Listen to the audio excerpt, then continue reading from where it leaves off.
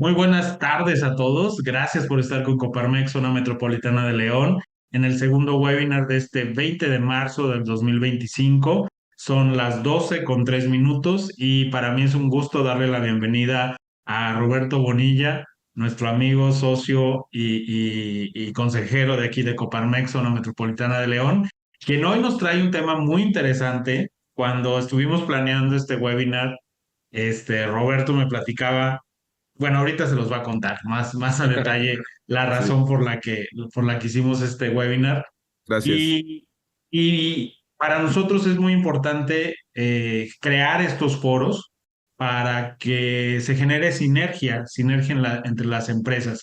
Y el tema del día de hoy es qué podemos aprender y o enseñar a Houston y Monterrey, esas posibles sinergias que pudieran tener estas dos grandes ciudades con el Bajío, con la ciudad de León y con toda su zona metropolitana. Para nosotros es un gusto darle la bienvenida a Roberto Bonilla. Quisiera leer un poquito de tu semblanza, Roberto, si me lo permites. Él Claro, es copiloto organizacional e innovador inusual. Es consultor de empresas, ONGs y gobiernos en temas de innovación, estrategia, rediseño organizacional, gestión del cambio, sucesión de directivos, diseños naturales y sostenibilidad. Es ingeniero mecánico administrador y cuenta con una maestría en ingeniería mecánica y manufactura por el Tecnológico de Monterrey, Campus Monterrey. También tiene estudios de posgrado en transformación de organizaciones y sociedades en el ADICES Graduates School. Está certificado en Spiral Dynamics Integral por Value Center en Dallas, Texas, y programa de alta dirección en empresas en el MIT en Boston, Massachusetts. Certificado en neurociencias aplicadas en los negocios por la Universidad de Wharton y es diseñador del modelo de empresas inusuales y facilitador del podcast El Hubiera Si Existe.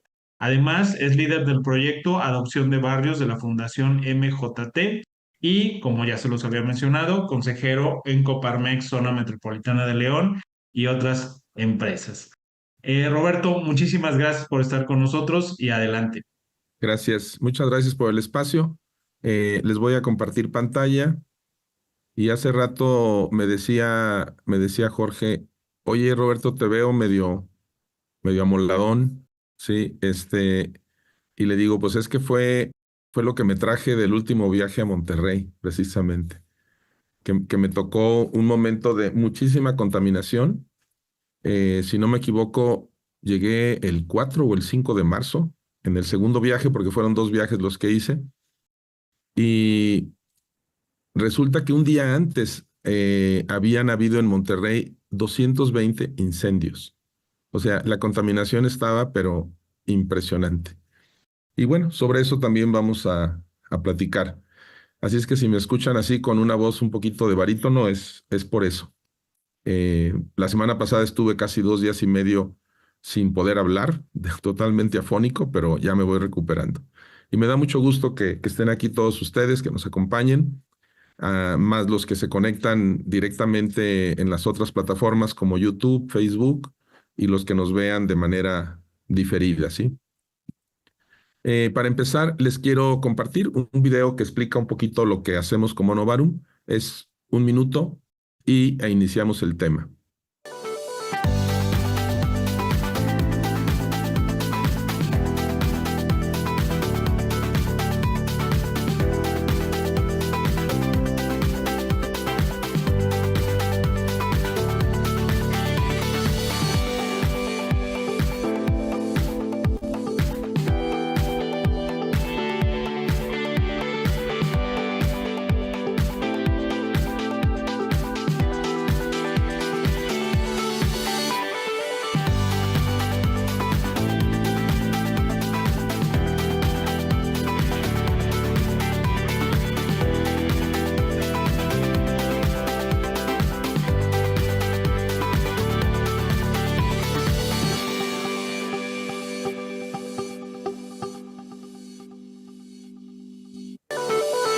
Muy bien. Pues empecemos con los propósitos. Mi intención es compartir experiencias y aprendizajes de viajes de negocios que tuve recientemente a las ciudades de Houston, Texas y Monterrey. Eh, aquí no lo menciono, pero más adelante lo aclaro, no solamente fueron de negocios, sino también visitando organizaciones de la sociedad civil, identificando mejores prácticas en esta parte de proyectos con impacto social. Eh, para explorar posibles sinergias entre estas dos ciudades, me refiero a Houston y Monterrey, con el Bajío en Guanajuato, con un enfoque de desarrollo sostenible. Esto es algo muy, muy importante, un tema que estamos incorporando recientemente en Novarum por la relevancia que tiene para el futuro no solamente de las ciudades, sino del planeta completo. Y pues se da la circunstancia, ¿no? De que en estos días estamos con el ahí viene el lobo de los aranceles. También vamos a tocar esos temas y cómo es que se puede capitalizar este impas o esta incertidumbre que tenemos en algunos aspectos en favor no solamente de nuestras empresas, sino también de las ciudades y de México. Les quiero pedir, por favor, que sus preguntas y respuestas las puedan formular de manera continua, ya sea vía el chat en Zoom o de viva voz, eh, con mucho gusto para irlas atendiendo, ¿no? Vamos a continuar. La idea inicial nace de este webinar derivado de estos viajes, que de hecho del primer viaje fue cuando contacté a Jorge Rubio para decirle, oye, vamos a programar un evento de esta naturaleza, y después se dio el segundo viaje. Estuve 10 y 11 de febrero en Monterrey, del 11 al 13 en Houston, del 13 al 15 de febrero en Monterrey y luego del 4 al 7 de marzo en Monterrey nuevamente. Las fechas traslapadas es porque son vuelos y medios días y cosas de ese tipo, pero básicamente esto fue lo que estuve recorriendo. Y algo que estuve reflexionando cuando preparé este material para ustedes es que en cierta forma viajar del Bajío a Monterrey y luego a Houston lo podemos ver como o equiparar como viajar al futuro, ¿no? Ahí está una imagen de la película de Back to the Future, lo cual tiene implicaciones muy interesantes, ¿sí? Y estos lo van a ver mejor aquí. Este, ¿cómo será el futuro en el Bajío, no? Lo que les decía hace rato de que es viajar al futuro, pero con todas sus implicaciones de las cuales podemos aprender y estamos a tiempo. Recordarán que nos tocó la época de los picapiedra y de los supersónicos, de tal forma que nuestra generación, probablemente algunos de ustedes también coinciden con la generación de su servidor, vivimos con esta imagen del futuro, ¿no? De los supersónicos, y con asombro, pues vemos que muchas cosas que se presentaban en esas caricaturas futuristas hoy son realidad. Sin embargo, lo que los supersónicos no les tocó vivir es el futuro que realmente hemos construido con el paso de los años, ¿no?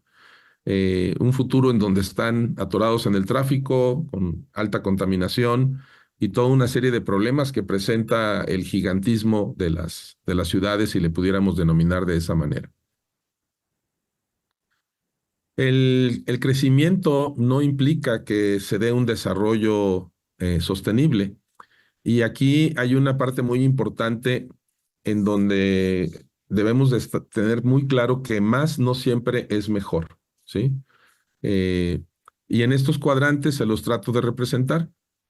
Lo que nosotros buscamos como Novarum es el impulsar a que logremos un desarrollo sostenible desde nuestra forma de vida como personas, como familias, empresas y sociedades en general.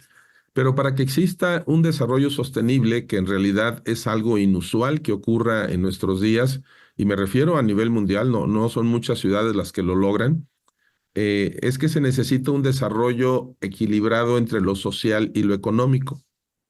Normalmente damos prioridad al desarrollo económico, eso es lo más convencional o lo más usual, ¿sí?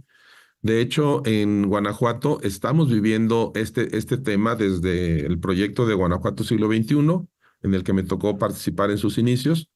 Ahí se vertían 4 escenarios que básicamente se pueden resumir en estos 4 cuadrantes que les estoy presentando.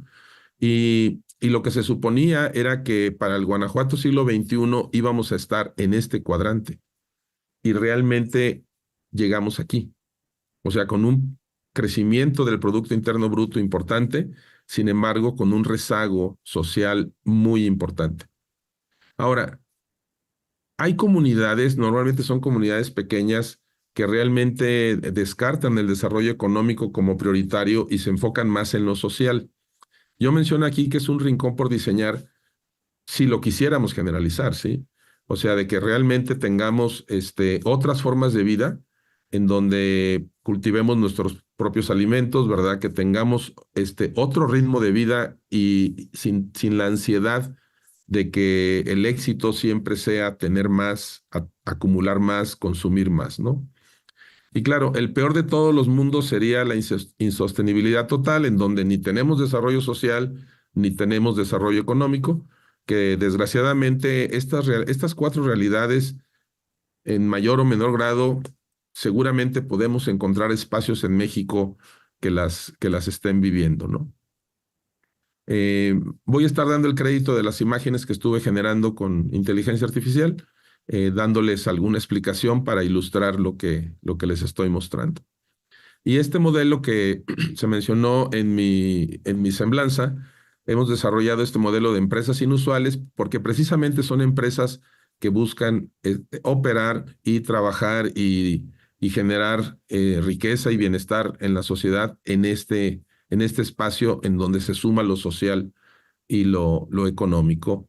Obviamente ahí entra lo ambiental.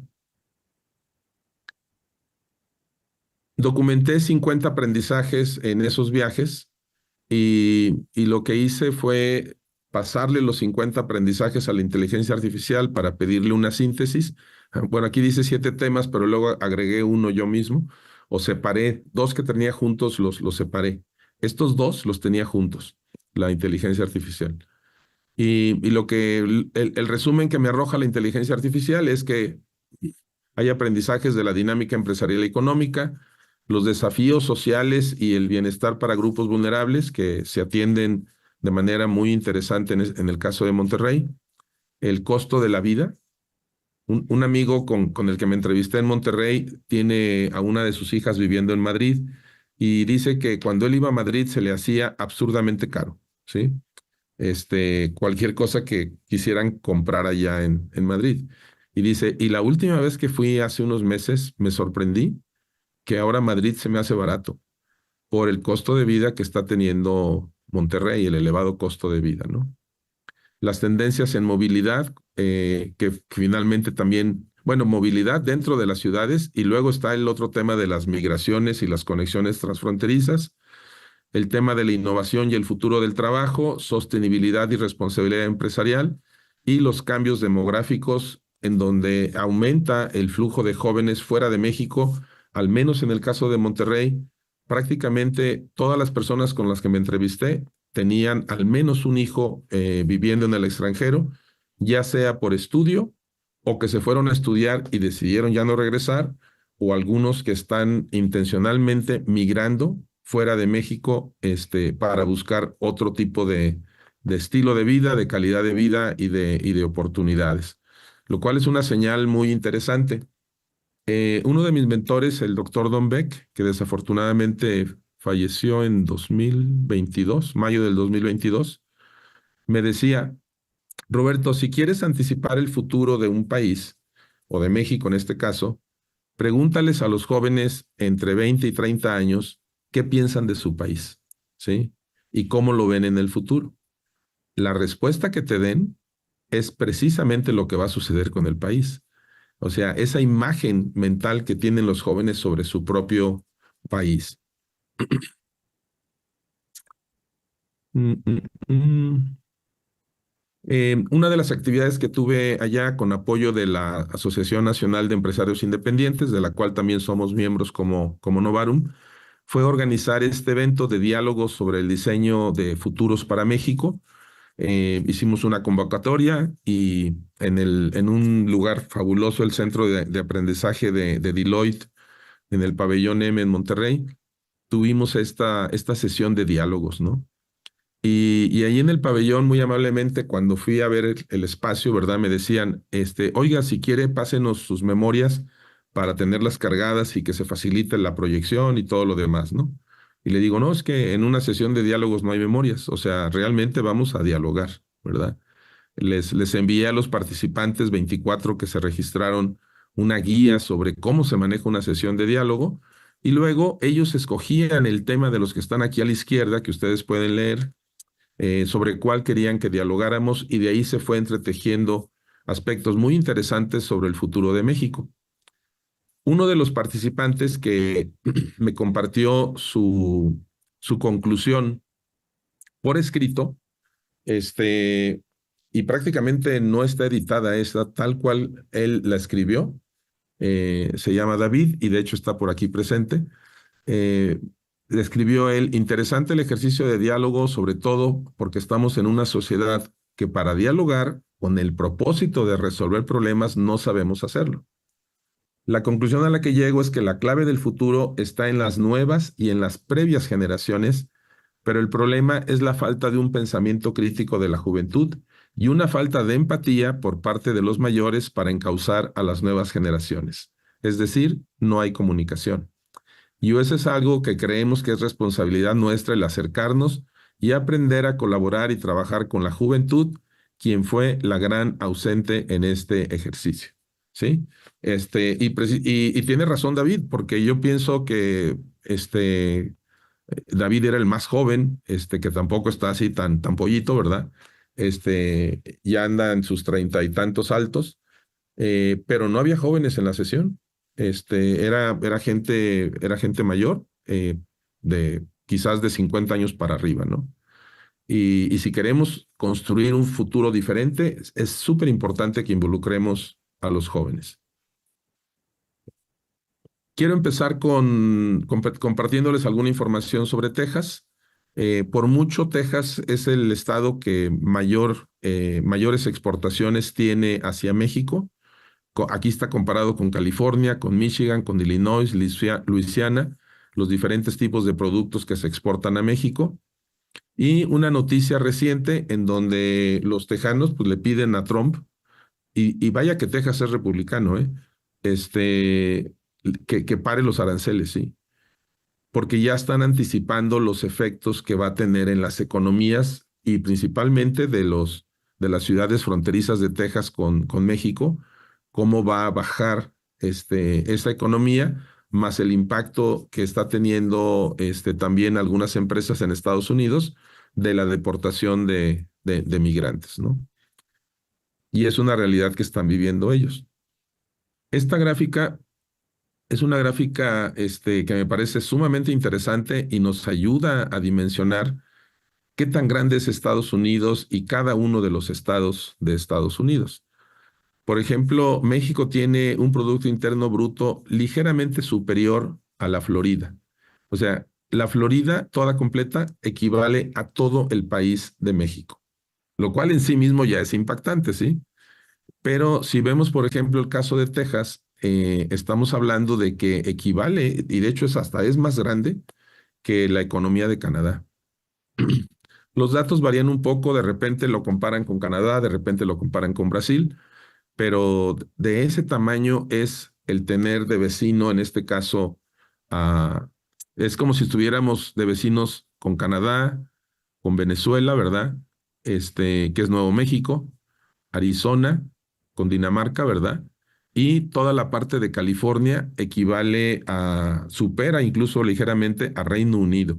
Si se fijan, California es el doble de la economía de Texas. También es un estado muy potente, ¿no? Hoy vamos a hablar de Texas y por eso me enfoco en este espacio. Se reconoce que Texas tiene el poder de un país. Si fuera un país, sería la novena economía del mundo. Este dato que me acaban de pasar un amigo que vive en Texas y que es consultor en los dos espacios, tanto en Monterrey como en Houston, él me dice con estos datos que es la octava economía del mundo. O sea, si vemos todos los países del mundo y Texas fuera un país, estaría entre el octavo y el noveno lugar. Y obviamente arriba de México, ¿no? Porque México ahorita debemos de andar como en el 14º, 15º lugar.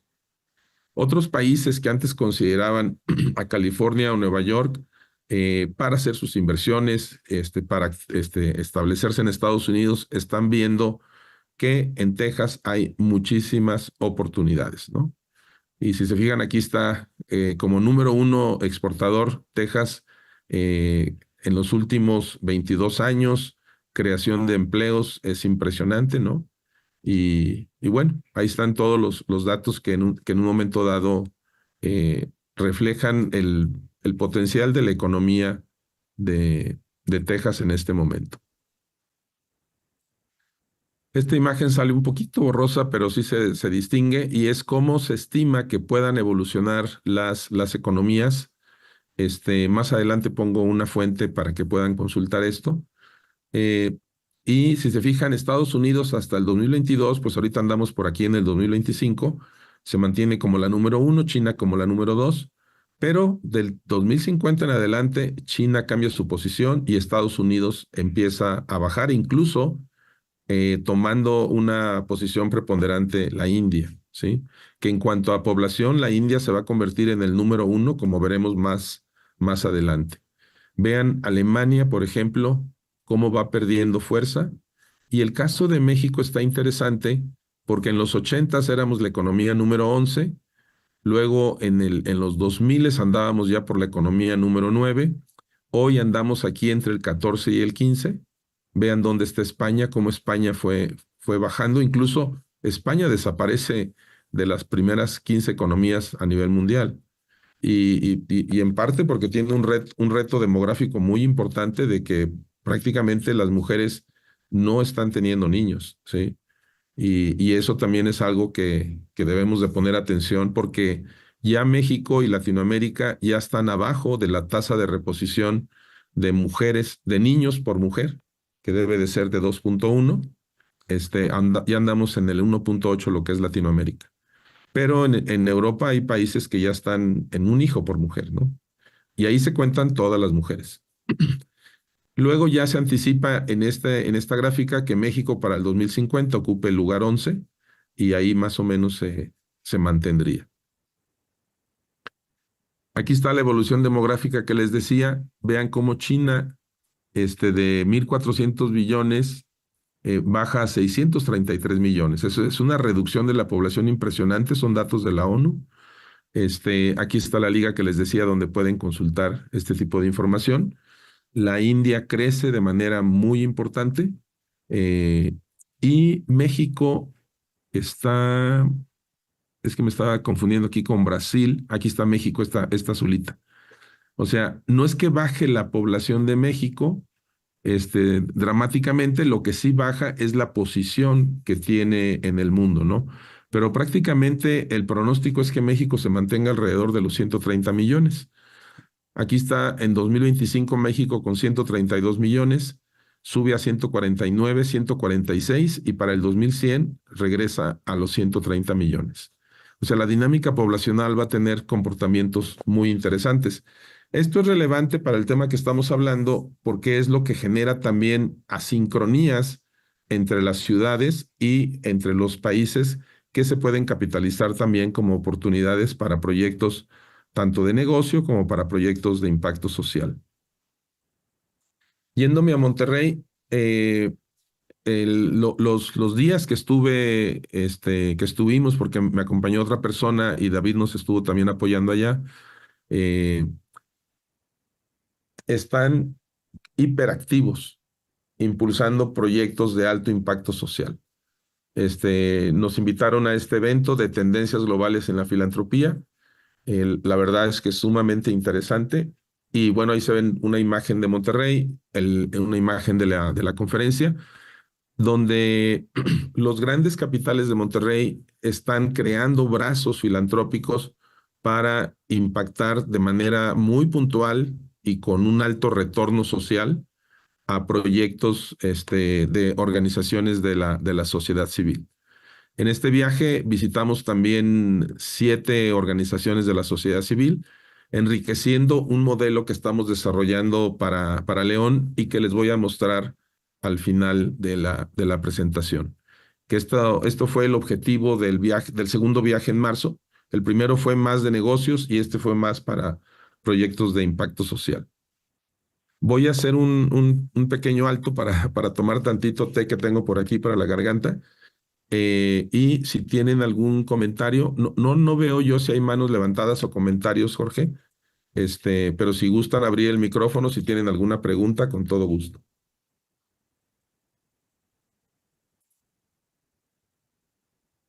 Bueno, voy a suponer que no. Pero también esto es Monterrey. Y esta fotografía no está sacada de una película distópica, ¿verdad? O de la imagen que me generó la inteligencia artificial. Este, yo lo que les puedo decir es que cuando fui en febrero, cuando fui en marzo, no pude ver el Cerro de la Silla. Quienes conocen Monterrey, no se ve de la contaminación. Y esta imagen está totalmente tomada de un WhatsApp que recibí ayer en un grupo con otros colegas empresarios de Monterrey, donde ponen la imagen tomada, ¿verdad?, desde alguna zona de la ciudad, quizás de sus oficinas o donde él vive, y dice: criminal contaminación, incapacidad y negligencia de todos los gobiernos, asociaciones y cámaras. Muchos enfermos y muertos por este crimen, ya es tiempo de movilizarnos. ¿Sí? Entonces, es realidad. O sea, la contaminación sí está criminal como se asienta aquí. Y son de las cosas que podemos aprender, ¿sí? O sea, de decir, bueno, nosotros tenemos una situación orográfica que nos favorece aquí en León. Al no estar rodeados de montañas, los vientos corren y la contaminación que sí producimos, porque también producimos contaminación, y si no, hagan la prueba yéndose temprano al Cerro Gordo, y desde arriba se aprecia perfectamente la nata de contaminación en León, con la ventaja de que tenemos más probabilidad de que circule el aire y que pues finalmente se vaya a otros municipios de los alrededores. Pero sí es un problema que nos está dando el enfoque totalmente en el crecimiento, sin cuidar variables de tipo social o de impacto social y ambiental.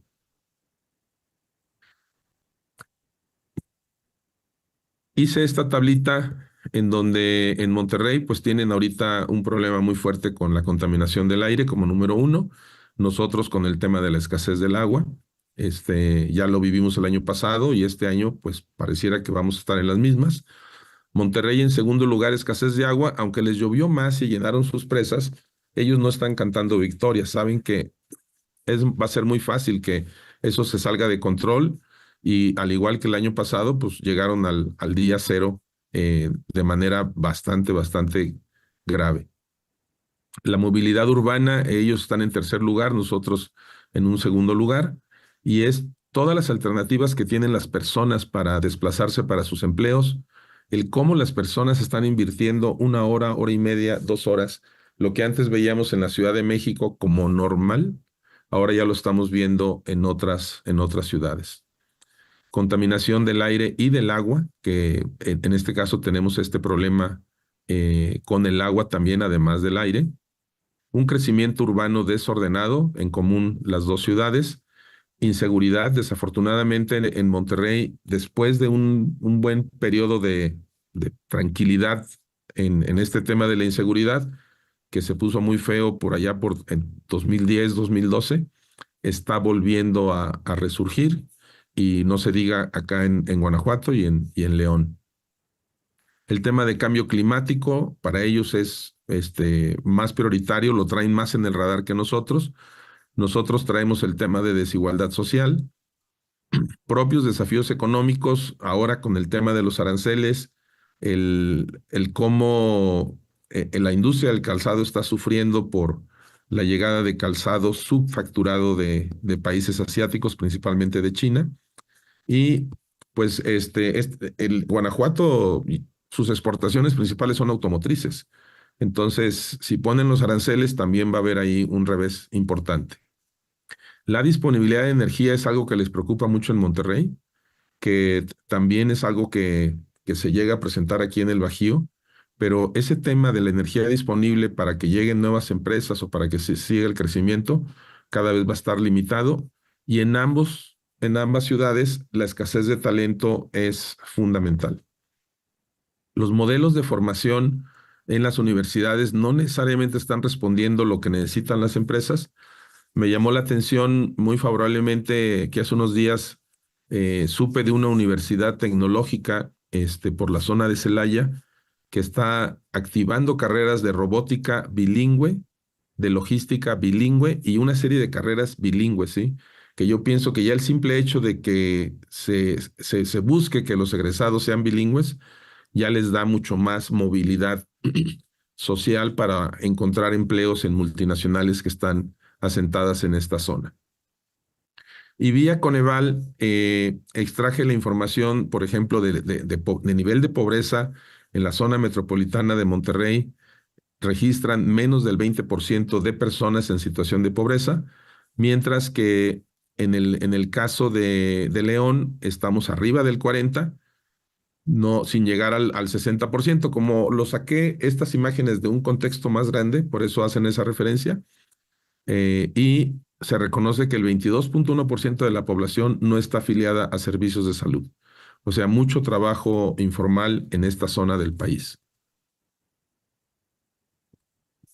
Y aquí les quiero platicar de una alianza inusual. Esto lo narro en un podcast que hice recientemente, aquí está la liga, de los modelos de negocios inusuales y la sostenibilidad de tu empresa. Tenemos un canal en YouTube que se llama Novarum México, ahí pueden ver nuestros podcasts, además de nuestra página. Y aquí hay una empresa de la que me reservo su nombre para conservar la confidencialidad, está en Monterrey. Ellos tenían un modelo de negocio en donde hacían diseños a la medida en partes metalmecánicas y equipos metalmecánicos bastante sofisticados. Los manufacturaban y los comercializaban. Todo lo hacían en México. Su nuevo modelo es diseño a la medida y comercialización en México.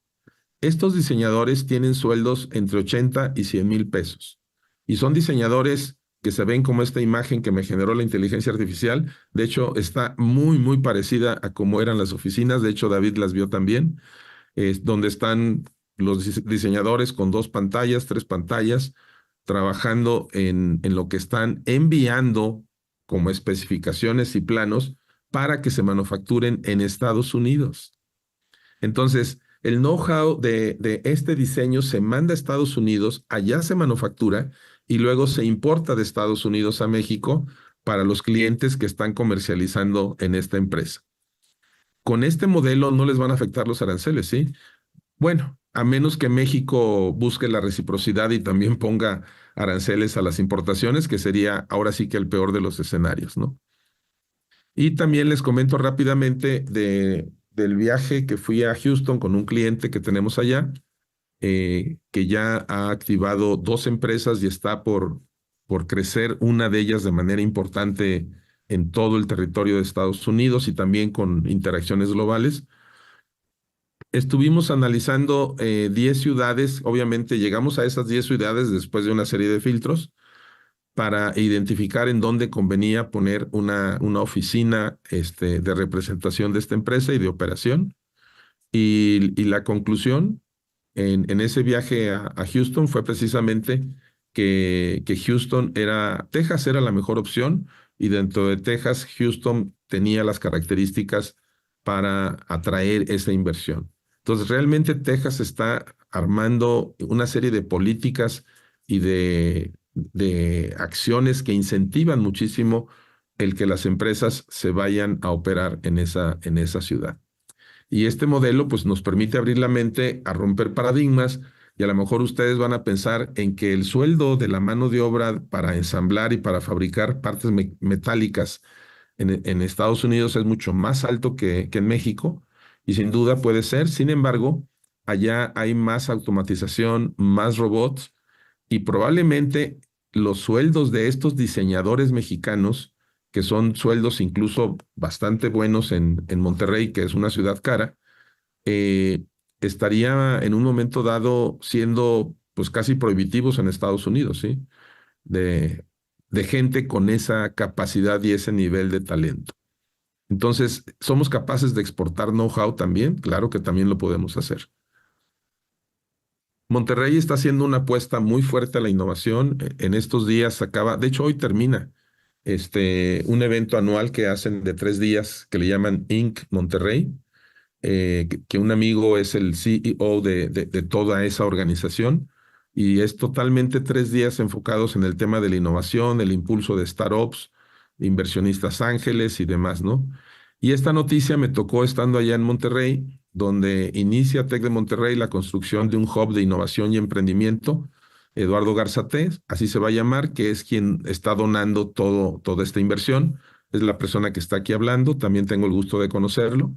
Él fue fundador de Grupo Frisa, ahora es presidente honorario, y es un espacio de 4.500 metros cuadrados. Si, por ejemplo, aquí en León, los edificios de departamentos que empiezan a abundar en la ciudad, el metro de construcción o el metro al que te venden los departamentos, por ejemplo, un departamento de 60 metros que te venden en 3 millones de pesos, son 50,000 pesos el metro cuadrado. Si ustedes ponen en 80 pesos, en 80,000 pesos el metro cuadrado o 60,000 pesos el metro cuadrado de construcción de este hub, sí es una inversión muy importante que en este caso la está fondeando este empresario, Eduardo Garzate, y es un ejemplo, ¿no? De cómo los empresarios se vinculan de una manera muy fuerte en diferentes aspectos de la vida de una ciudad, ¿no? En este caso, Monterrey. Ahora, sobre calidad de vida, también encontramos cosas que son una realidad, o sea, el tema de ansiedad, enfermedades respiratorias, el agotamiento de la gente por el trabajo, el tiempo invertido en el transporte. Eh, Nos compartieron un caso de un alto ejecutivo de una de las empresas más fuertes de Monterrey que desafortunadamente falleció. Y antes de su fallecimiento había hablado con un colega que, que trabaja y que asesora con ese tipo de ejecutivos y le dijo, oye, pero ¿qué fue lo que pasó? O sea, esta enfermedad que tienes no es algo que viene de la noche a la mañana. Y la respuesta que yo se las dejo para su reflexión es que esta persona a las pocas semanas de morir, obviamente él no sabía que se iba a morir, ¿verdad? Se estaba tratando, ¿no? Y ya estaba totalmente desconectado del trabajo, tratando de recuperar su salud. Dijo, me dejé de ver. O sea, de que en ocasiones ese afán de una sensación de éxito, por eso aquí puse en interrogantes, bueno, ¿cuál debe ser la medición de éxito para que no lleguemos a estas situaciones tan extremas, ¿no? En donde hay poco tiempo para el cuidado de la salud, de la convivencia familiar, y pues sigue muy fuerte la cultura regia en bebidos en el que más es mejor. Ahorita recuerdo que un alto empresario de Monterrey con quien desarrolló una amistad precisamente por proyectos sociales en la época de la gran inseguridad en Monterrey, venía aquí a León porque era consejero de una empresa de aquí de León en ese tiempo, allá por 2012, 2013, y le llamaba la atención la ciudad y me preguntaba. Entonces yo le decía que la mayoría de las empresas automotrices no estaban en León, que estaban en el puerto interior o en el corredor industrial. Y él dijo, es lo mejor que les puede suceder. Dice, y si no, nada más asómate en Monterrey y ya no sabemos qué hacer con tantas empresas, que incluso ellos también empezaron a moverse hacia otros municipios, ¿no? Eh, Está la empresa coreana en Pesquería, Nuevo León, que ahora le llaman Pescorea porque está cambiando toda la cultura de la ciudad hacia una cultura coreana, ¿no? Y él me decía, es lo mejor que les pudo pasar en León, que ese boom de inversión extranjera no se viniera exactamente en la misma ciudad de León, sino que quedara distribuido en el corredor industrial. Y luego, ¿dónde estoy? Aquí. Sobre este tema, estamos creando una alianza, le llamamos Alianza Regia, 4 firmas de consultoría, 3 de Monterrey y nosotros de acá del Bajío, y estamos explorando soluciones integrales y sistémicas. Y uno de los hallazgos, perdón aquí por el error de dedo, uno de los hallazgos al final de 2 sesiones de trabajo que tuvimos en esa primera semana que estuve en febrero, es que lo colectivo gana, ¿sí? Cuando el colectivo piensa de manera distorsionada o de manera chueca, esto lo saqué directamente de un reporte que se integró de esa experiencia, no hay quien lo cambie. O sea, va a ganar. Eh, con otro amigo que está aquí presente, Armando, ayer platicábamos en un grupo que estamos varios egresados de la misma universidad sobre el tema de la corrupción en México, ¿verdad? Y decía Armando, bueno, es que entonces realmente somos nosotros el problema de la corrupción. Es un tema cultural muy fuerte, ¿no? Y ese es el gran colectivo, ¿no? De que el que no tranza no avanza, ¿verdad? O vamos a lubricar el sistema, porque finalmente tanto peca el que mata la vaca como el que le detiene la pata, ¿no? Para que haya corrupción tiene que haber dos partes. Y con frecuencia esas dos partes es la parte pública y la parte privada. Por ejemplo, es algo triste de reconocer, pero Monterrey es la meca de las empresas factureras, ¿sí? Que han ido mutando, ¿verdad? Por los cambios de leyes que se iniciaron con el gobierno del sexenio anterior, pero de que siguen vivas, igualito como sigue el huachicol vivo y floreciendo, ¿no? Desafortunadamente. Pero en esta parte de la calidad de vida sí es algo que nosotros debemos de aprender de ellos para ser más integrales en la forma en que interactuamos con nuestros colaboradores en las empresas. Nada más dejen checo cómo voy con el tiempo. Voy bien. Me interesa mucho sus comentarios, sus puntos de vista. No sé si tengan alguna pregunta. Quiero ver si puedo ver. No es que no sé. Ah, ya sé. Si estiro así, a lo mejor puedo ver si hubiera alguna manita levantada, pero parece ser que no. Recuerden, no se detengan en interrumpirme si tienen alguna pregunta. Bueno, otro aprendizaje interesante en Monterrey es el tema de la migración y cómo la gestionan, ¿sí? La están convirtiendo en una oportunidad impresionante porque la escasez de talento en Monterrey es enorme. Yo pienso que es más grave que lo que tenemos acá en el Bajío. Y hay una casa monarca en uno de los municipios de la zona conurbada con Monterrey, en Santa Caterina, Nuevo León, que la visité en el mes de febrero, y con el padre Luis, que fue el que la fundó y la preside. Y esto es un pedacito de la página web, esto de aquí arriba, donde dice apoyamos a migrantes a integrarse legal, social y culturalmente. Mucho de lo que hacen ellos tienen espacio para 120 migrantes en sus instalaciones, son familias completas, y les dicen, miren, nosotros los apoyamos para que se recuperen, sanen sus heridas, tanto psicológicas como físicas, ¿verdad? Se les atiende ahí médicamente, psicológicamente, con alimentos, con un espacio, un remanso de paz, en lo que ellos continúan su camino hacia Estados Unidos, que es su sueño, ¿no? Ah, miren, ahora sí estoy viendo que algunos comentarios. Ah, ya no se ve tu pantalla. Veo, Ana Lourdes. Voy a dejar de compartir y voy a volver a compartir. No sé si a alguien más les estaba pasando lo mismo. Sí se veía normal la página. ¿Sí se veía? Sí. Ok.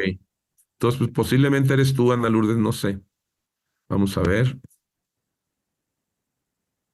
¿Allí la ves, Ana Lourdes?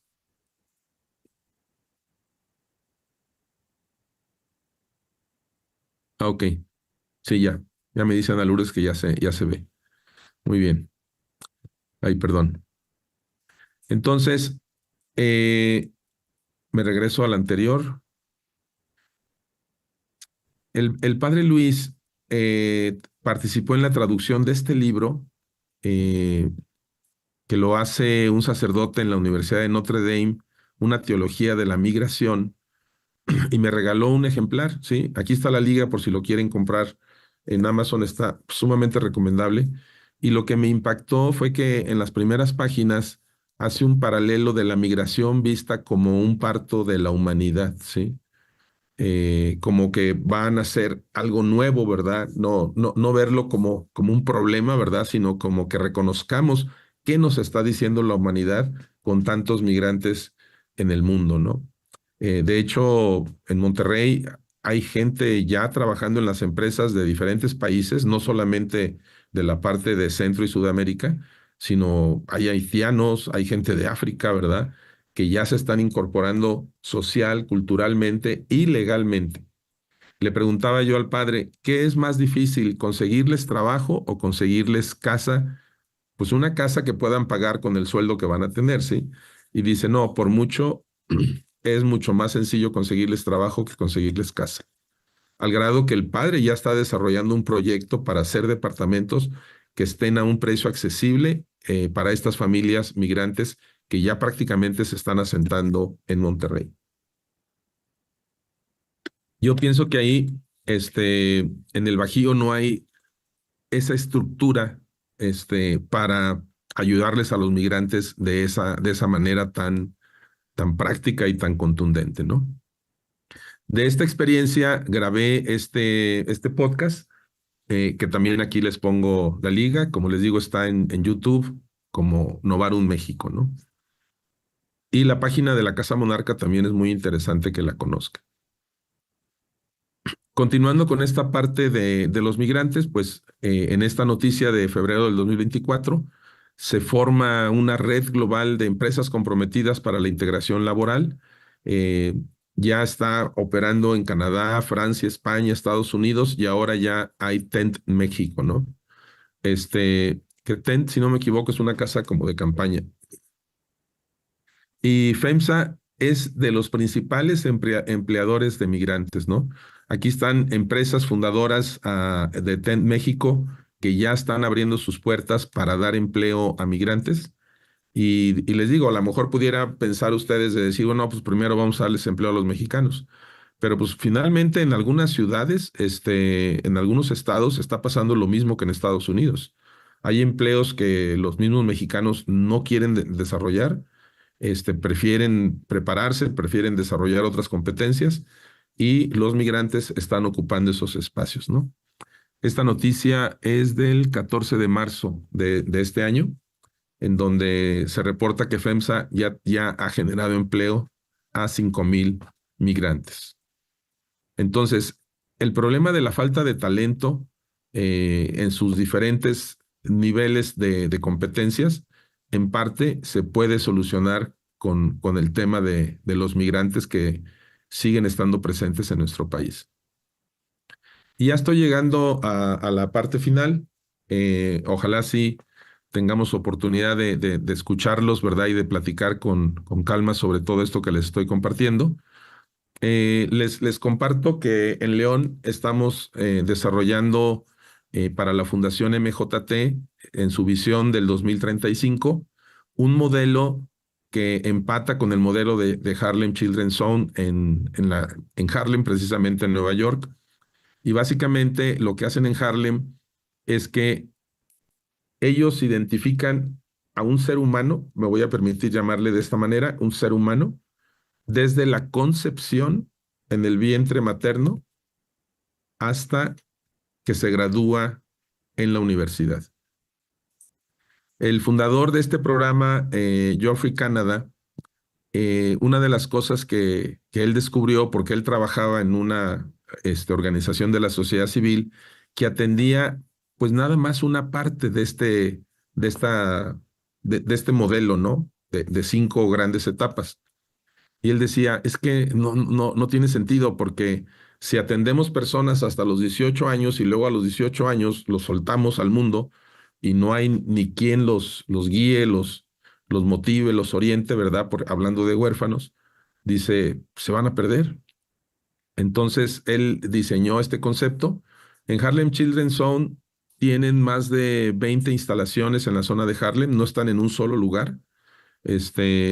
Y los colaboradores que tienen ellos en su nómina son más de 2,000 colaboradores. Es un programa muy, muy grande de muy alto impacto, ¿sí?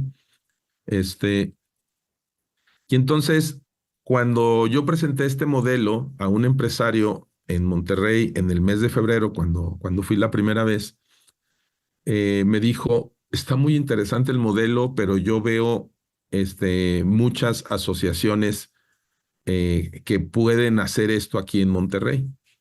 Entonces, en el segundo viaje, con apoyo de la Fundación Frisa, su presidenta, con apoyo de esta persona que también está muy involucrado en la parte social, nos consiguieron las visitas a las diferentes organizaciones de la sociedad civil. Y aquí es algo que podemos compartir a ellos, porque nos dimos cuenta, quienes hicimos las visitas, que sí tienen organizaciones de la sociedad civil que cubren todo el espectro que cubre Harlem Children's Zone, incluso una que se enfoca mucho al tema de la prevención del embarazo también, y acompañamiento a embarazadas y talleres para que generen ingresos y demás. Sin embargo, no hay una sola organización que abrace todo, que es como lo estamos planeando aquí en León, ¿sí? Conocimos que hay un programa que se llama 2040, que de hecho es en Coahuila. Nada más lo identificamos, no los hemos visitado ni los hemos contactado con reunión virtual, pero resulta que en Coahuila hay un programa similar a lo que estamos concibiendo con la Fundación MJT. Y las organizaciones de la sociedad civil que visitamos es la Casa Mi Ángel, que toca este espacio. Platicamos con un experto en infancia temprana que también nos enfatizó que cada peso que inviertes entre que el bebé es embrión y los 6 años es lo que tiene el más alto retorno social en el futuro, porque viene desde los cuidados en el seno materno, la educación de los papás, de qué es lo que está pasando y no nada más que vean una pancita que va creciendo y después un niño que va a andar por ahí encueradillo jugando en la tierra, ¿verdad? La Fundación Educativa San José, el Club de Niños y Niñas, son muy similares a lo que hoy tenemos en la Fundación MJT, que estamos muy enfocados aquí, estamos ubicados en el Cuecillo. Visitamos villas infantiles que tienen su propio kinder en la Secretaría de Educación, que también esa es otra cosa que tiene Harlem Children's Zone. Tienen sus propias escuelas, ¿sí? Claro, a nivel de universidad, creo que preparatoria, sí, a nivel de universidad ya no. Pero su tasa de admisión en universidades es del 100% y su tasa de graduación es de como el 98%. Otro programa que vimos de Niños en Acción, que está fabuloso, son niños entre 8 y 15 años, que ellos hacen obra social, ellos recaudan fondos, ellos ayudan a organizaciones de la sociedad civil, coordinados por las mamás de los niños, con un modelo que desarrolló esta asociación civil que se llama Niños en Acción. Algo que les quiero comentar también de, de Geoffrey Canada y del modelo de Harlem Children's Zone es que ellos se dieron cuenta que el número de palabras que domina un niño previo a que entre al kinder es clave para su éxito futuro. Por eso es la importancia de estos programas de infancia temprana. Y luego también conocimos a Dividendos de Generosidad, que dan becas a los mejores estudiantes en zonas vulnerables, también un programa muy exitoso y que prácticamente completan todo este modelo. En la fundación actualmente tenemos ya un estudiante becado al 100% a nivel de universidad, y pues es la idea de lo que... Esta fue la razón del viaje de marzo, ¿no? Que fue cuando me enfermé. Porque curiosamente, esta Fundación Educativa San José y Villas Infantiles están ubicadas en Villa de García, que fue donde ocurrieron la mayor parte de los incendios. Vimos fábricas completamente quemadas, así inservibles, y la contaminación estaba más fuerte, ¿no? Y Harlem Children's Zone, pues maneja también programas para apoyar a la familia, servicio social, programas de salud y programas para construir comunidad. De tal manera que ese es el gran resumen de las visitas a Monterrey. Monterrey, Houston, que fue más circunstancial que coincidiera ese viaje ahí en medio del otro viaje en Monterrey. Pero definitivamente sí hay muchas cosas que aprender. También, curiosamente, en la parte social, como se viene desarrollando en León este programa, pudiera ser algo que a ellos, de hecho, les llama la atención y como que lo veían hasta difícil de poderlo llevar a cabo, con toda la fuerza que tienen apoyando a organizaciones de la sociedad civil allá en Monterrey. Y en el otro aspecto que sí quiero regresar de lo que estuvimos viendo fue la imagen en donde están los supersónicos, que no necesariamente están volando como ellos lo hacían, ¿verdad? Sino que se llega a un futuro en donde dice, espérame, ¿qué fue lo que pasó? O sea, ¿qué sucedió como para que lleguemos a estos niveles de congestionamiento, a estos niveles de contaminación, en aras sí de crecer un Producto Interno Bruto, pero descuidando otros aspectos de la parte social? Y aquí vemos, por ejemplo, en el caso de Monterrey, que tiene de los niveles de pobreza más bajos del país, que no es suficiente nada más eso.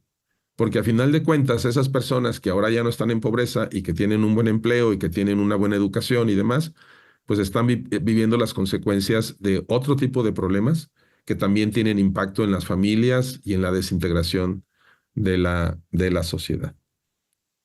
Entonces, ahorita quisiera escucharlos, darles oportunidad que hagan preguntas y viendo si tienen también algún comentario. Voy a dejar de compartir para poder ver si levantan la mano o hay comentarios. Eh, Armando Mercado, ¿qué tanto el gobierno se está involucrando, el gobierno, en un ejercicio como este de benchmarking como este, Roberto? Eso es algo interesante. La zona metropolitana de Monterrey, hasta a ellos les cuesta trabajo saber cuántos municipios son, pero ayer me puse a contarlos y son al menos 10. Villa de García, Santa Catarina, San Pedro, Monterrey, Guadalupe, está Apodaca, San Nicolás, Escobedo. No sé, David, tú que vives en Monterrey, si nos pones ahí en el chat cuántos municipios hay en la zona conurbada. La primer ABP, que no son asociaciones civiles en Monterrey, son asociaciones de beneficencia pública. Esa es la figura jurídica que manejan en Monterrey. Estaba en Escobedo, está en Escobedo, ¿sí? Que es el Club de Niños y Niñas. Y del aeropuerto nos fuimos directamente a Escobedo, Nuevo León. Pero resulta que el Club de Niños y Niñas tiene instalaciones ahí en Escobedo, Nuevo León. Es 1,5 hectáreas que se compró por los empresarios. Hablando de lo que menciona Mónica, de cómo se financia este modelo, tal vez te refieres al modelo de la Fundación MJT o de Harlem Children's Zone. Pero bueno, en este caso, el Club de Niños y Niñas tiene unas instalaciones impresionantes ahí en Escobedo, Nuevo León, pero también tienen en San Pedro, que San Pedro es el municipio más rico de América Latina, pero San Pedro también tiene su zona vulnerable, ¿sí? Esa es la realidad. Entonces, cuando le preguntamos a la directora, porque la directora dirige los dos centros, ella se desplazó a Escobedo para atendernos, ¿verdad? Muy amablemente. Le pregunté yo qué tanto se involucra el municipio de Escobedo en este caso. Y dijo, no. Dice, es una diferencia del cielo a la tierra el apoyo que recibimos del municipio en San Pedro a lo que recibimos acá en Escobedo, ¿no? Y en cuanto al gobierno estatal, no detecté yo que se involucre en estos proyectos. De hecho, todas las asociaciones que visitamos son apoyadas por empresarios, ¿sí? Por empresarios, en donde también hemos ido aprendiendo de esto, que también son cosas que me enseñó Armando hace mucho tiempo. Hay organizaciones de este tipo de segundo piso y de primer piso. Las de primer piso son las que atienden a las personas directamente, las de segundo piso son las que gestionan fondos, los distribuyen, valoran proyectos y asignan para que las de primer piso sigan operando, ¿sí? Entonces, muchos de los empresarios con los que interactuamos en Monterrey tienen fundaciones de segundo piso, ¿sí? En donde parte de las mismas utilidades de los grupos empresariales se destinan a la fundación y la fundación los dispersa de acuerdo a una valoración de retorno social. Una de las presidentes de esas grandes fundaciones de Monterrey me decía, Roberto, el término donativo lo tenemos que erradicar. Dice, lo debemos de ver como una inversión, son inversiones sociales que tienen un retorno y hay que moverlos, ¿no? Hay que lograr ese retorno social, medirlo, ¿verdad? Entonces, sí hay una diferencia en cuanto al involucramiento de los municipios. En la Fundación MJT, nosotros estamos haciendo un primer acercamiento con el municipio, Identificamos a 3 regidores que nos interesa que nos visiten, que conozcan el modelo, ver qué sinergia podemos hacer, porque el tema de inseguridad en el Cuecillo sí está fuerte y necesitamos más apoyo del municipio. Ya fue un regidor. El próximo martes nos visita una regidora y tenemos por ahí otro regidor que nos visite para identificar esas sinergias. Lo que les puedo decir en el caso de León es que en la administración anterior, que fue la misma alcaldesa, pero fueron otros regidores, un regidor me estuvo apoyando y me dijo, Roberto, en el Instituto Municipal de Planeación hay un plan para desarrollar todo lo que es el centro histórico y ahí está el Cuecillo. Resulta que el Cuecillo es la ciudad donde nació León, Guanajuato, hace más de 400 años, ¿no? Entonces es paradójico, ¿no? Porque el punto donde nació la ciudad ahorita es una zona peligrosa, con pandillas, ya se lo han de imaginar, ¿no? Entonces me conecta con el Instituto Municipal de Planeación, me comparten el proyecto de transformación de todos esos barrios, eh, y pues me doy cuenta que es un proyecto de inversión para infraestructura, ¿sí? No hay nada que tenga que ver con el tejido social.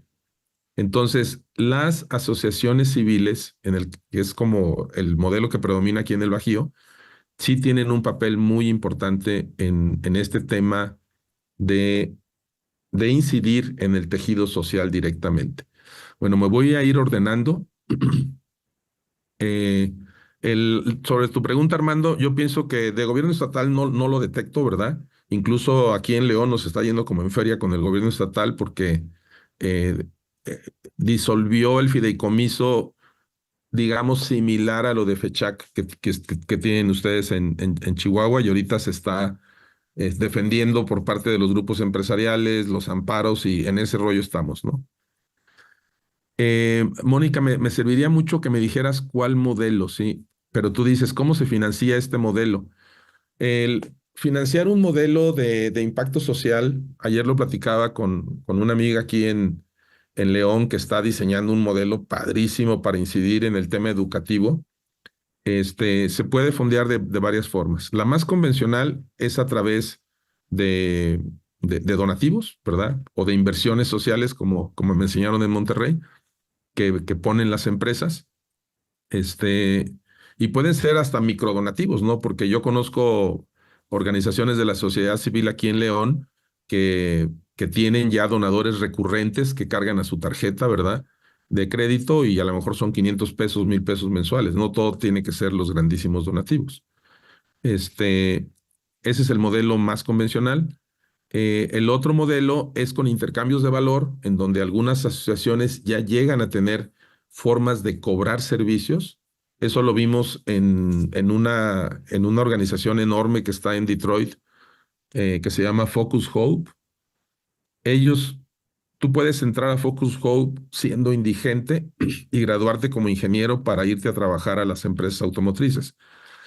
Pero ya tienen unos talleres con alta automatización y demás, en donde capacitan a estas personas, y ya fabrican partes, que ya se maquilan partes para la industria automotriz, y de ahí reciben ingresos, ¿sí?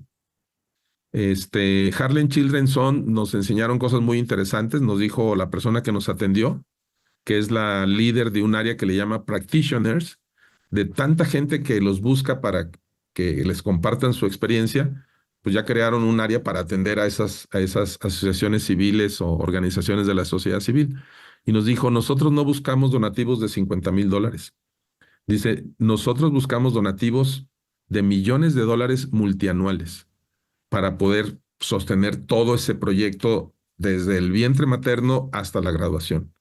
De hecho, lo que hacen en esa institución, le dicen a la pareja o a la madre soltera, dependiendo del caso, ¿verdad?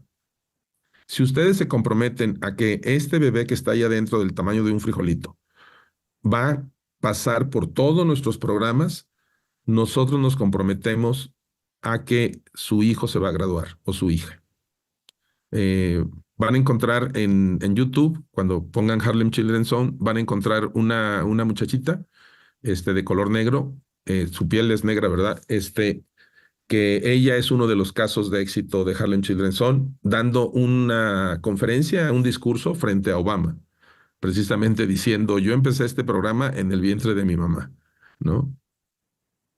Luego, otra forma de financiarlo, Mónica, es con las empresas sociales, que ese es un modelo muy poco conocido en México. También ahí en YouTube tenemos un podcast que grabé hace tiempo sobre las empresas sociales. Son empresas que son igualmente de productivas como una empresa convencional. Lo único es que no reparte dividendos, sino que todos los dividendos se reinvierten en hacer más fuerte la empresa, que tiene un impacto social, ¿sí? Que es rentable, que compite en el mercado. Y llega un momento en que es tan grande que empiezan a generar más empresas sociales, pero esa es otra forma en que se puede financiar el modelo. Y la otra, que también nosotros la estamos ya empezando a explorar, es identificar a grandes fundaciones internacionales que curiosamente le batallan para encontrar proyectos específicos para el enfoque que ellos tienen para donar. Esa experiencia ya la viví aquí con otra asociación civil, en donde conseguimos de manera consecutiva 2 donativos de $300,000. Y no nos dieron más porque su política establecía nada más 2. Y teníamos que cumplir con toda una serie de reglas, ¿no? Incluyendo una contabilidad separada para los $300,000. Bueno, voy con Enrique García. Buenas tardes, Roberto. Es complicado por temas de oficina gubernamental de migración darle trabajo de manera legal a personas de Centroamérica. Fíjate que hay una organización internacional que se llama ACNUR. Este, esa organización es la clave, ¿eh? Ahí es en donde está la clave, porque ellos son los que hacen la gestión de los migrantes que entran por el sur para que tengan un estatus migratorio vinculando con el gobierno de México, ¿sí? Entonces, eso les da como una cierta protección semilegal, vamos a llamarle así, de que esa persona ya está registrada que entró al país, en teoría va de paso, ¿verdad? Este, pero la ACNUR lo que hace a nivel global, es precisamente desatorar los trámites para que las personas puedan estar legalmente en un país. La Casa Monarca que les platiqué de Monterrey tiene un vínculo, una alianza muy fuerte con ACNUR. Y eso es lo que les facilita. Y ahí sí, Armando, ahí sí ayuda el gobierno del Estado.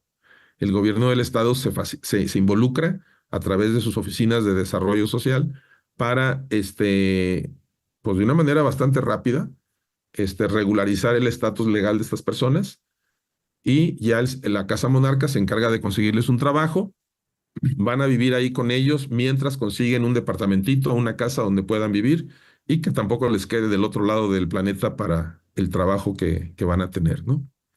Me comentaba el padre Luis que él es consejero de una empresa, de una empresa con fines de lucro, ¿verdad? Y en una junta de consejo, uno de los temas que subieron fue la escasez de personal.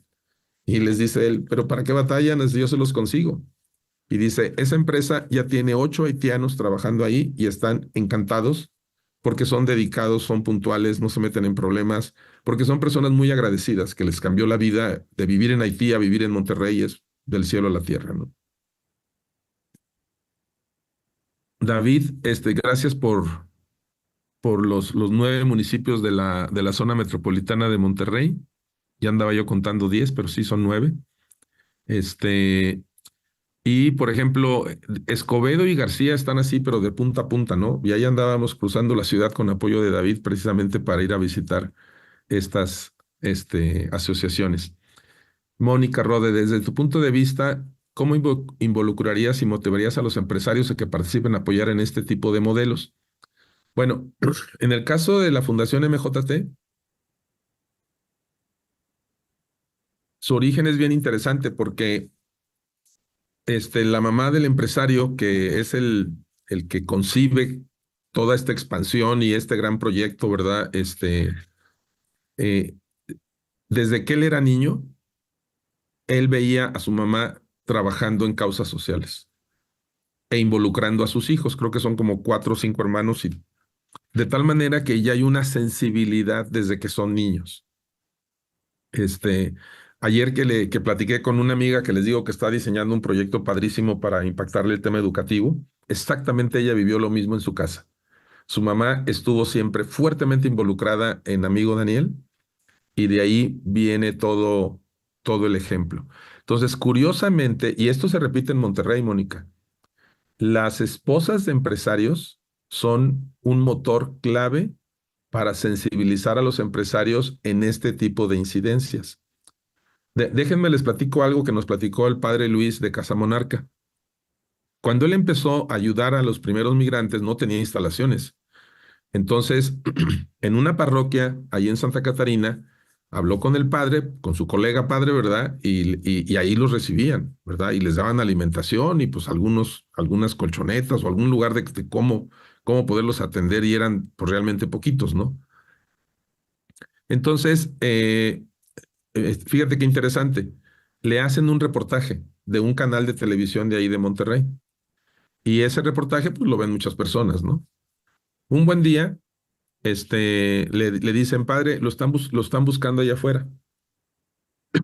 Todavía estaban, usando la parroquia como albergue, ¿no? Y dice que ve afuera camionetas de lujo, ¿verdad? Guaruras, y se baja una señora, que era la que iba a buscar al padre, y le dice, padre, vi el documental y lo que le quiero decir es que lo vamos a apoyar. Lo vamos a apoyar para su proyecto de tener el albergue y no sé qué tantas cosas. Esa señora en ese momento le dio un cheque de 5 millones de pesos, ¿sí? Y ya después, con organizaciones internacionales, el padre consiguió varios donativos de $250,000 y luego otros empresarios empezaron a sumar, ¿sí? Y dice que hay empresarios que le han dicho, padre, este donativo que te damos o esta inversión social que te damos mensualmente, ten la seguridad que te la vamos a seguir dando. Independientemente, que esa es otra cosa muy importante, porque en Monterrey existe ya más la cultura de que el empresario da un porcentaje de sus utilidades para causa social, que es lo que sucede con el empresario en León que está apoyando la fundación MJT. Pero ese porcentaje de las utilidades, pues finalmente se convierte en un número, ¿no? Que le da estabilidad a la asociación civil. Pero ¿qué pasa cuando la empresa pasa por vacas flacas? ¿Sí? En el evento de Tendencias de Filantropía nos decían que sí es muy bueno el compromiso de un porcentaje de utilidades, pero que sí deben de mantener el flujo hacia la asociación de, bueno, ya se llaman de beneficencia pública, independientemente de que haya vacas flacas o gordas en la empresa, ¿sí? Que dicen, ese es el mejor modelo. Los segmentos de negocio en Texas está clarísimo, Enrique. De hecho, déjame, me muevo aunque no lo voy a compartir, pero nomás me voy a mover a la presentación, porque ahí se ven en la imagen, pero por mucho es petróleo y gas, ¿sí?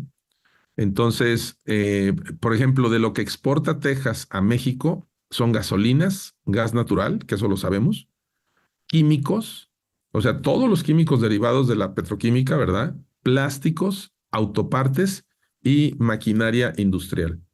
O sea, han creado un ecosistema de metalmecánica fortísimo, pero se desarrolló precisamente para dar soporte a la industria petrolera. Es algo muy, muy fuerte. Y obviamente todas esas empresas, todas esas industrias, pues requieren toda una serie de servicios y de infraestructura que también Texas se los proporciona o que en un momento dado se puede emprender para darles servicios, que es lo que están haciendo los clientes que tenemos allá, que son mexicanos y que están emprendiendo con base en Texas, pero con visión de todo Estados Unidos, sino simplemente tener como base de operación Texas. Y ahí sí, ya cuando estás operando en Texas, pues no te afectan los aranceles porque ya cumples leyes, por ejemplo, con otro cliente que también está entrando a Estados Unidos a través de Texas, nos dimos cuenta que hay una ley en algunos estados, no en todos los estados, es una ley que se llama BABA, BABA, que significa Build in America, Buy in America. Entonces, hay proyectos del gobierno que el gobierno dice, ok, todos los insumos para este proyecto de infraestructura de desarrollo en Estados Unidos o en este estado, deben de cumplir la ley BABA. Y es un porcentaje bastante alto de contenido nacional en Estados Unidos. Digamos que es un tipo de barrera no arancelaria, ¿sí? Pero ya cuando tú haces las cuentas y dices, no, pues entonces sí me conviene tener una planta allá para poder entrar a este tipo de proyectos. Ya Mónica me dice, el modelo del final de tu presentación, ahorita se está financiando de dos formas.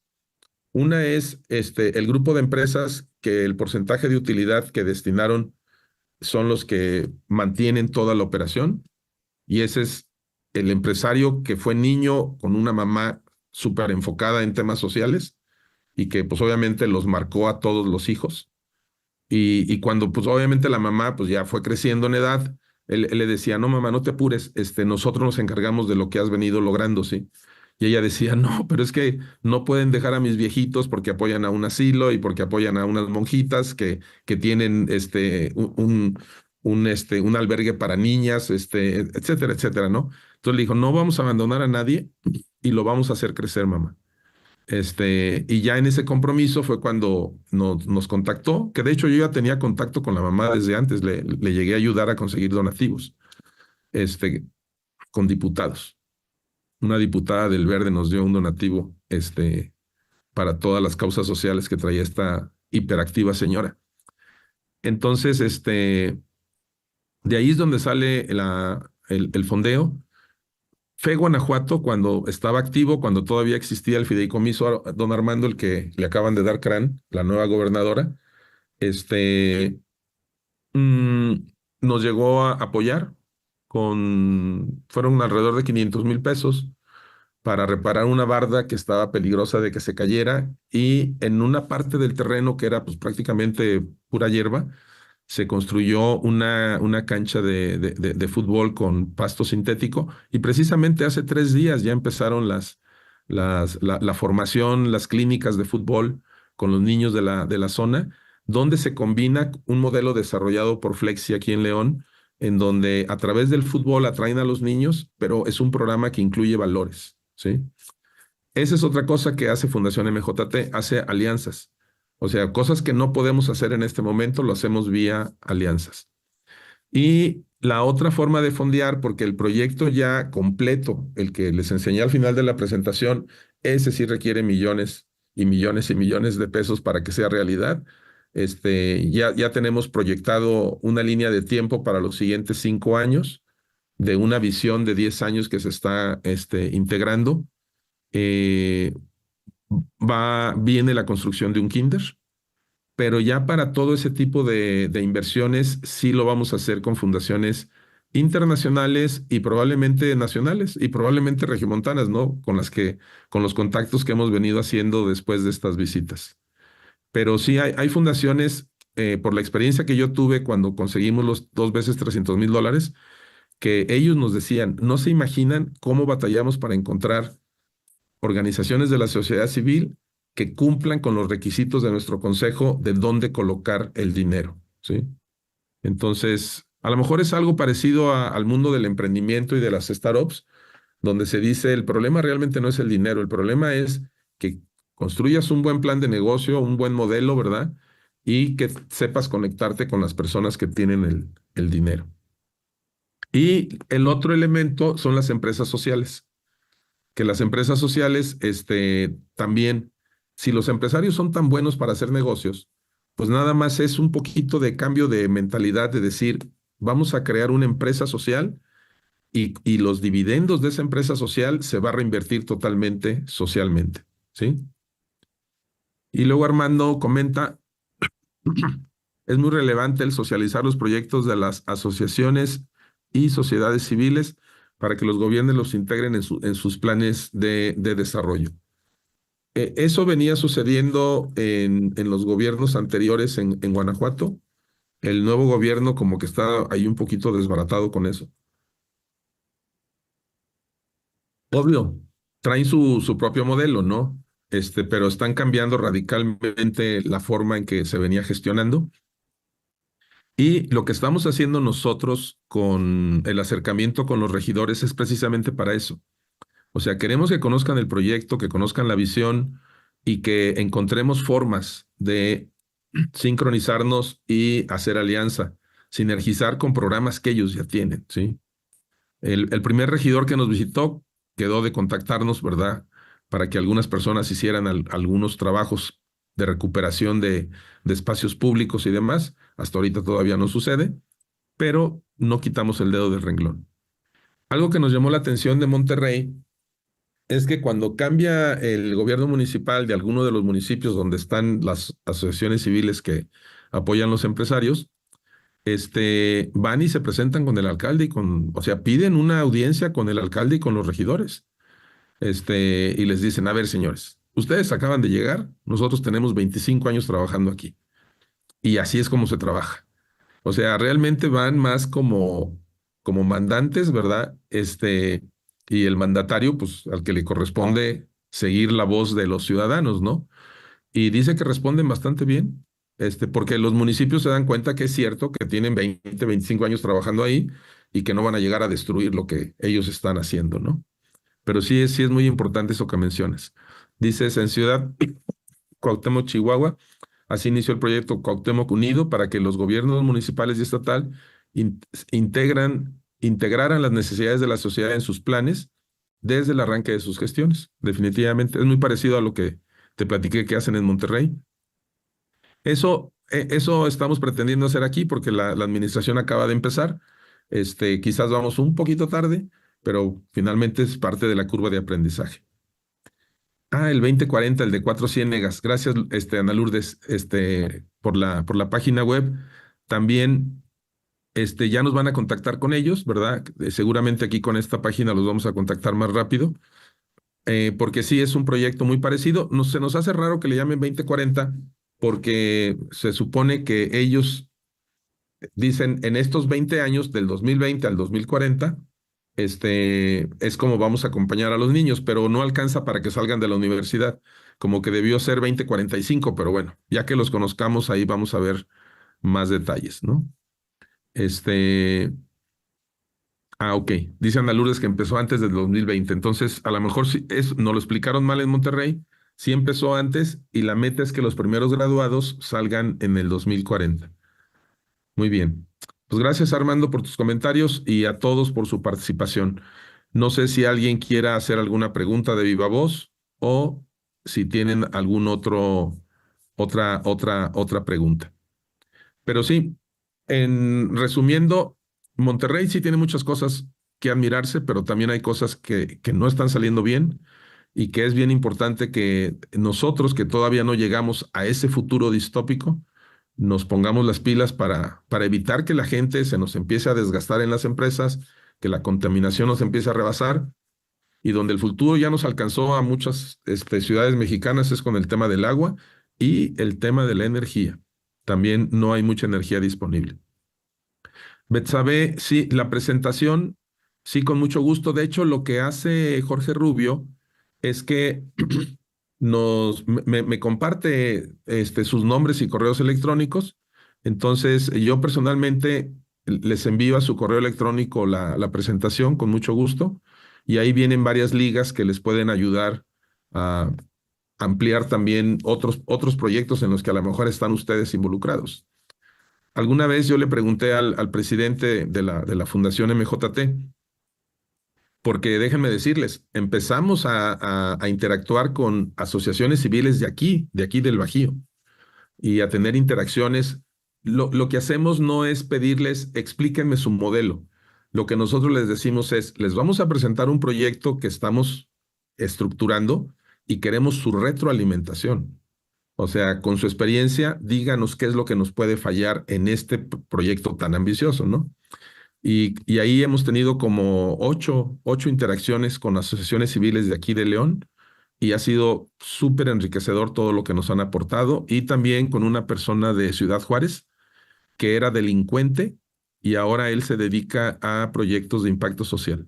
Incluso una de las capacitaciones que da a las familias de las zonas vulnerables es cómo proteger sus casas para evitar que se las roben, porque él era experto en eso, ¿sí? Leticia Moncada, muchas gracias por excelente exposición. Graciela Maldonado, este, así es. Definitivamente, de hecho, Graciela, mi familia y yo llegamos de Monterrey en el 91, pero pues prácticamente ya somos panzas verdes, ¿no? Y como decía mi madre, que era cubana, migrante también, por cierto. Mi padre también fue migrante, los dos se conocieron en Nueva York. Mi papá trabajaba de lavaplatos y mi mamá de costurera. Entonces, mis orígenes migrantes también me hacen muy sensible a ese tipo de situaciones, ¿no? Pero mi mamá decía, a donde fueres, haz lo que vieres, ¿no?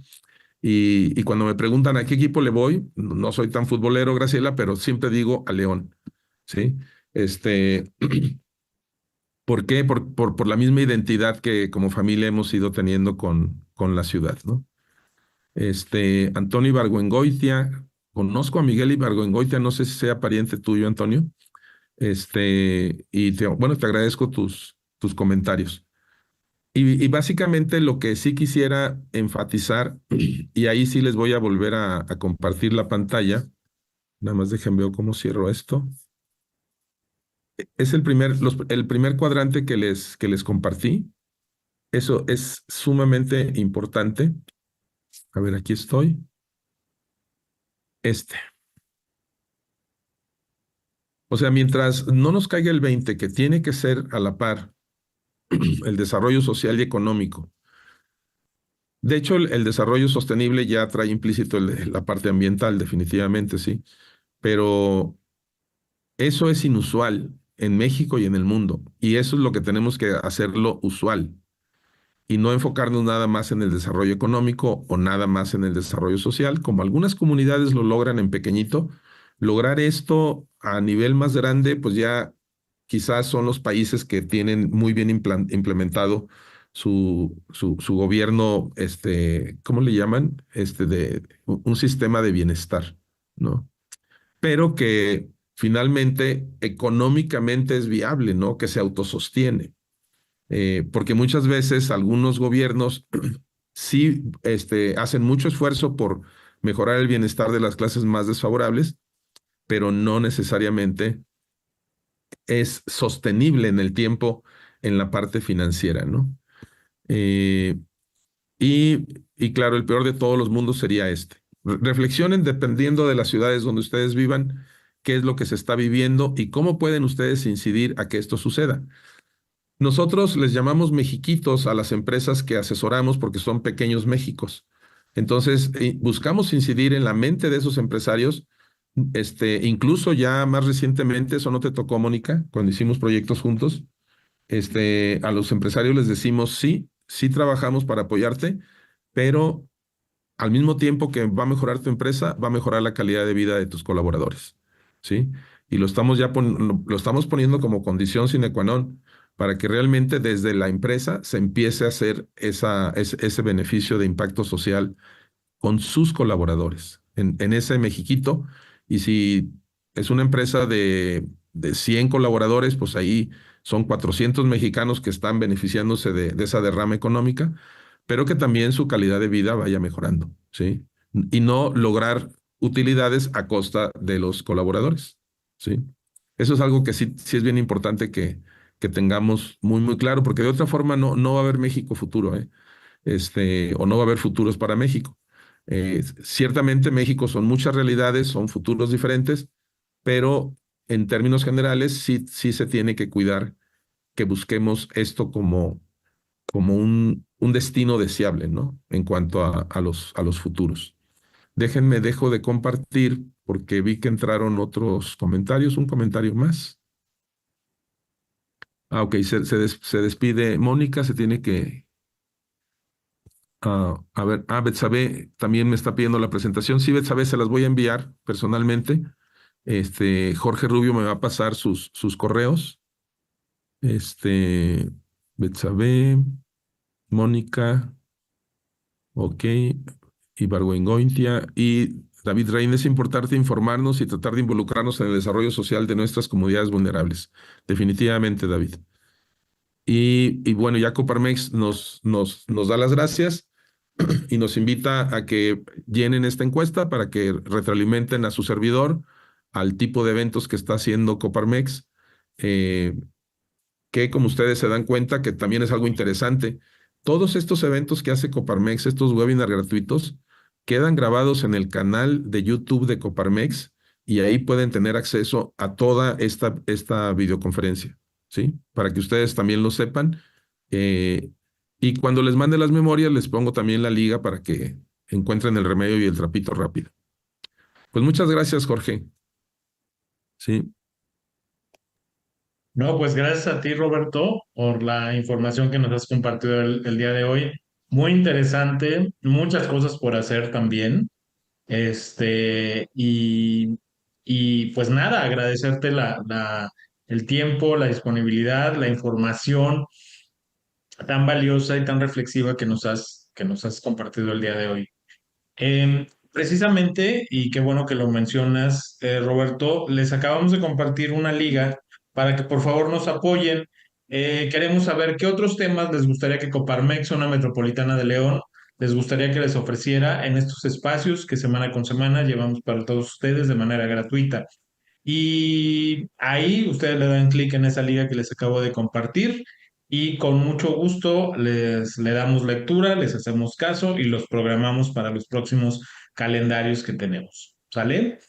Bien, Roberto, pues no sé si quieras cerrar con algo, un llamado a la acción, ¿qué tenemos que hacer? sí, ¿verdad? Pues identifiquen su mexiquito, que el mexiquito más pequeño que tenemos todos es nuestra familia. Vean cómo el ejemplo arrastra, ¿verdad? De cómo mamás que se involucran en causas sociales y que involucran a sus hijos. De hecho, lo de Niños en Acción de Monterrey fue creado por una mamá que en la época de la alta inseguridad en Monterrey, los niños estaban prácticamente encerrados por la misma inseguridad. Entonces ella, y tenía niños como de 8, 12 años, 13 años, y dijo, no, esto no está bien. Ellos necesitan salir, necesitan interactuar, y se le prendió el foco para crear ese tipo de visitas. Llevan a los niños a visitar, por ejemplo, un asilo de ancianos, y juegan lotería con ellos, se involucran. Y de ahí empezaron a emerger pequeños emprendedores sociales, porque en una ocasión le dicen, mamá, el refrigerador de los viejitos está, pero al muerto, o sea, no, ya no funciona.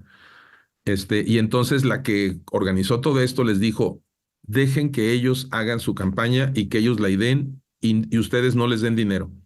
Porque el papá pues muy fácilmente puede decir, ah, sí, cómprale el refrigerador en Costco y llévaselo, ¿no? No, que los niños lo hagan, ¿sí? Entonces, ahí están creando ese músculo muy interesante en Monterrey. Esta asociación la operan 2 personas. ¿Por qué? Porque toda la multiplicación es a través de mamás. Y seguramente esas mamás a lo mejor son esposas de empresarios que también los sensibilizan, o el mismo empresario se sensibiliza al ver a sus hijos tan entusiasmados haciendo obras sociales, ¿no? Entonces, sí hay que empezar desde pequeños. Que por cierto, una cosa que también hay que reconocer a Estados Unidos es que la tasa de participación social de las familias en Estados Unidos es mucho más alta, que en México. O sea, normalmente un norteamericano promedio está involucrado en 2 o 3 causas sociales, que atiende los fines de semana o cosas de ese tipo, ¿no? Pero sí hay un tema ahí de que sigamos sembrando semillas, sigamos mexicando, como les dije ahí en el mensaje que les acabo de mandar, empezando por nuestras familias, y desde ahí podemos ir ampliando a otros impactos, pensando también en las familias en zonas vulnerables. Pues muchas gracias, Jorge, por toda la logística y todo el apoyo de Coparmex. No, pues muchas gracias a ti, Roberto, y a todas las personas que estuvieron con nosotros. Muchísimas gracias por su tiempo, por su participación y pues adelante a trabajar. Gracias, muchas gracias. Saludos a todos. Gracias, hasta Buen luego. día. Hasta luego.